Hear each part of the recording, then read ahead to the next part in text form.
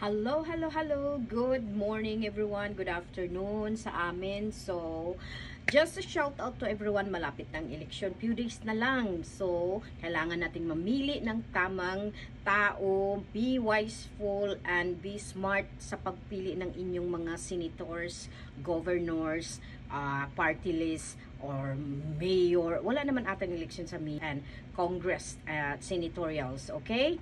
So, please be wise and be smart. Okay? So, pag isulat nyo na yung mga senators nyo, line up, at saka yung number sa papel.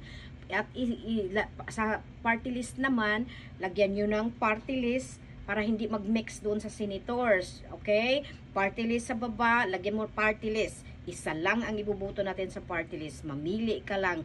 Marami tayong line up sa party list under sa PDP Laban Duterte lineup. Okay? So, let me show you po ang lineup ng PDP Laban Duterte. So, tandaan nyo yung mga number nila, isulat nyo na. Mayroon din akong sample balot. Ganyan.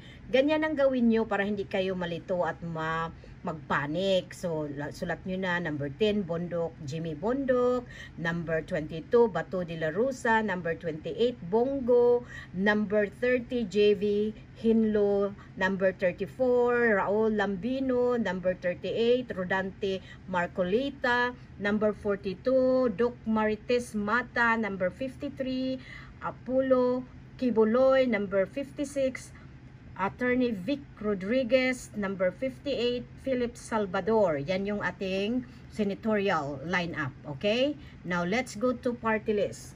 Yan yung mga, marami tayong party list. Tingnan mo. Party list yan ng under PDP Laban or Duterte.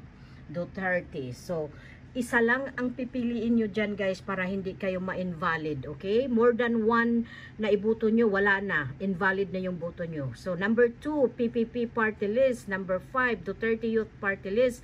Number 18, Ipanaw Sambayanan Party List. Number 65, Sagip Party List. 95, Juan Aguila Party List. Another one, number 98, Bisaya Gyud Party List. Number 134, ABP Party List. Number 139, Gabay Party List. Number 140, Malasakit Bayanihan Party List. Okay? Huwag kayong magkamali. So, pag nagboto kayo, make sure na kung ano yung binoto nyo, yun din yung voter's receipt, magkapareho o magtugma. Kung may problema, i-report nyo na, mag-report kayo ng complaint.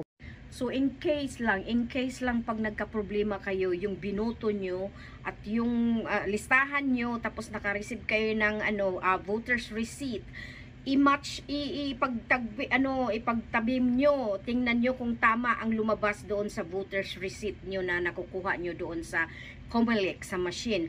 Kung hindi nagtugma, kung wala doon, may something issue there, magka-issue na hindi magkapareha yung nandoon sa voter's receipt, i-report nyo na doon sa COMELEC dyan, sa inyong kung saan kayo nagbutar. Kailangan nyo i-report kung bakit nagkaganyan, i-document nyo yan. Tapos kung hindi kayo papansinin, pwede kayong mag-report sa mga PDP representative, yung Duterte lineup, PDP Laban representative, i-report nyo kung magka-problema kayo. Good luck everyone at sana maging mapayapa ang ating election this time dahil alam natin na maraming gustong mangdaya at sana hindi magwagi ang mga mangdadaya. Okay? Mapagmatsyag, bantayan natin ang ating mga boto, bantayan nyo kung saan kayo, kung anong mga ginagawa nila, kung tama, kung may mga anomalya, mag-report kayo. Okay? God bless everyone and good luck sa ating mga Pilipino. Vote wisely. Piliin ang tamang magserbisyo sa ating bayan. Bye-bye. Love you.